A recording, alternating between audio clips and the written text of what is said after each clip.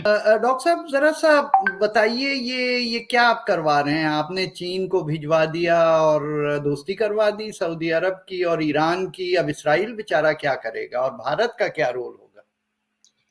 मिसबा भाई देखें, on a lighter note, पहले तो मैं बड़ा दुखी हूं इस डेवलपमेंट पे, और उसकी वजह ये है, आपको याद होगा कि हमारे और आपके पसंदीदा खान साहब ने एक जमाने में ये बयान दागा था कि वो सऊदी अरब और ईरान में दोस्ती कराएंगे। नहीं तो उन्हीं ने कराई होगी ना।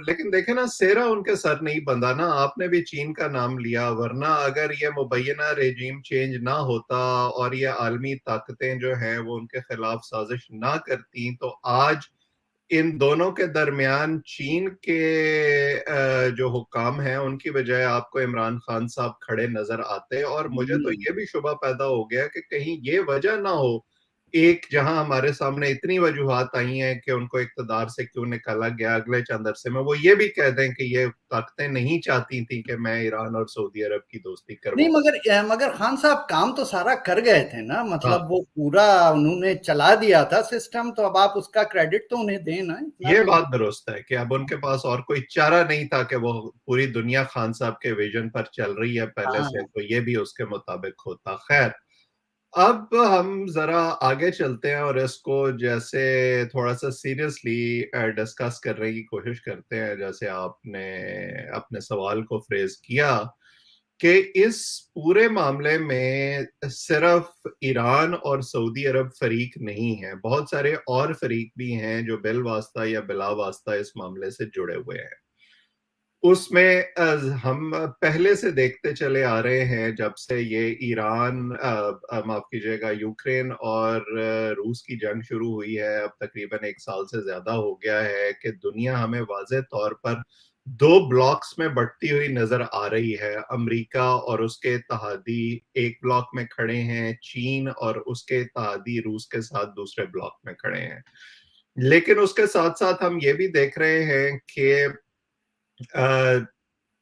दुनिया अपनी तरजीहात का तयन कर रही है। ये जो हम सिफारतकारी की जुबान में सुनते रहे हैं कि जी आपके कोई परमानेंट दोस्त और परमानेंट दुश्मन नहीं होते, और ये कि आजकल की दुनिया जो है वो जंग की दुनिया नहीं है, वो इकोनॉमी की दुनिया है और इकोनॉमी आपको ड्राइव करती है, तो मुझे तो इस पूरे कजिए के पीछे सिर्फ और सिर्फ इकोनॉमी का फैक्टर नजर आता है जो इन मुल्कों को करीब लेकर आया है। आपने देखा कि ईरान के ऊपर अमेरिका ने पाबंदियां लगा रखी हैं और ईरान उसकी वजह से माली मुश्किलात का शिकार है। सऊदी अरब भी जो है वो एक बहुत लंबे अरसे तक एक अमरीकी ब्लॉक में शामिल रहा है, लेकिन जब से यह अदनान खशोगी का वाकया हुआ तब से वो थोड़ा सा डिस्टेंस हुए हैं उनसे। प्लस उसके साथ उनको ये रियलाइजेशन हुई है कि अमेरिका के साथ इतने अरसे तक जुड़े रहने के बावजूद हमें उसके जो फाइनेंशियल डिविडेंड्स थे वो उस तरह से नहीं मिले जैसे मिलने चाहिए थे, और अब वो ओपन अप हो रहे हैं दुनिया की तरफ। वो ऐसे मुल्कों में इन्वेस्टमेंट करना चाहते हैं या अपनी तरफ अट्रैक्ट करना चाहते हैं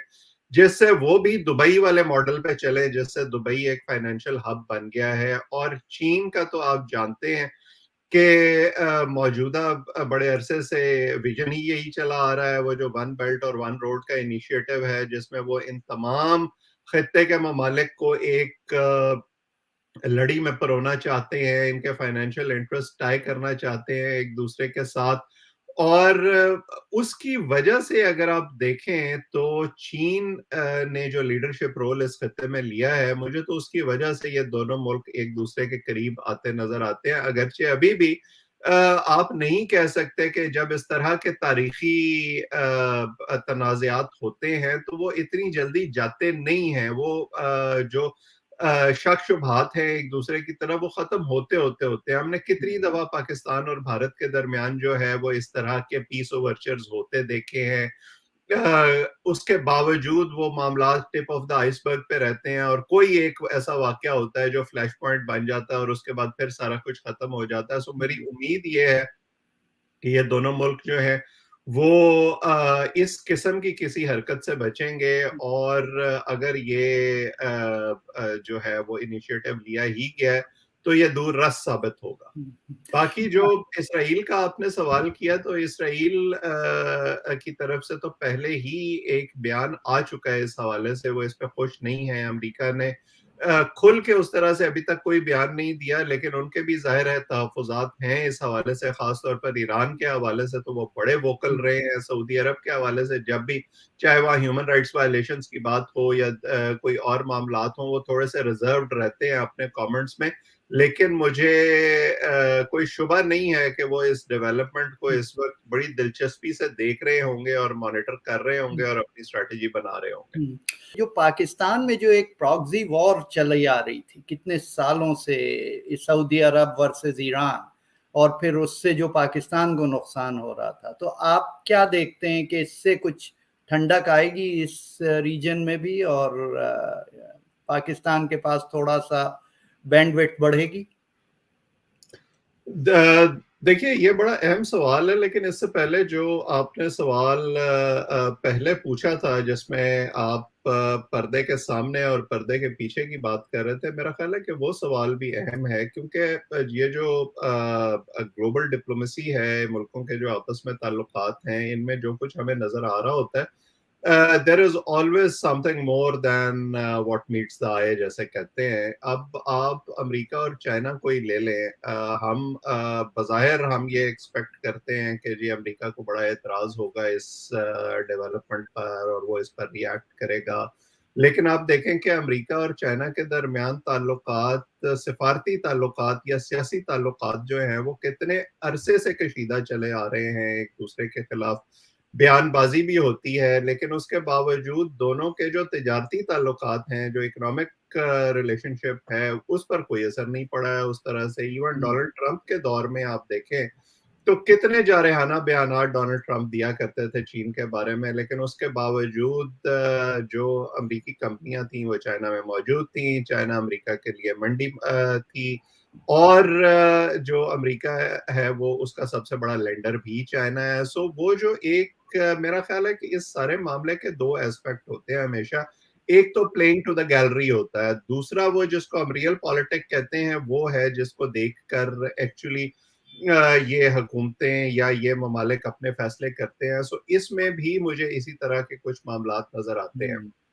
ये सवाल जो पाकिस्तान के हवाले से है कि हम जो सेक्टेरियनिज्म का इतने अरसे से शिकार रहे हैं, क्या हम पर इसका कोई फर्क पड़ेगा? आइडियली तो पड़ना चाहिए कि ये हुकूमतें जो हैं वो अपने अपने जो प्रॉक्सीज हैं उनको फंड करना बंद कर दें, लेकिन क्या उसकी वजह से हमारे यहाँ से ये सेक्टेरियनिज्म और ये कॉन्फ्लिक्ट बिल्कुल खत्म हो जाएगा? मुझे वो नहीं लगता। उसकी वजह ये है कि अब वो मॉन्स्टर जो है ना, वो इतना ताकतवर हो गया है दोनों तरफ हमारे मुल्क में, उनके अपने स्टेक्स डेवलप हो गए हैं, उन्होंने वो जिसको कहते हैं कि ब्लड स्मेल कर लिया है, उन्हें पता है कि इसकी वजह से उन्हें कितनी ताकत, कितना पैसा और कितना क्लाउड मुल्क के अंदर मिल सकता है।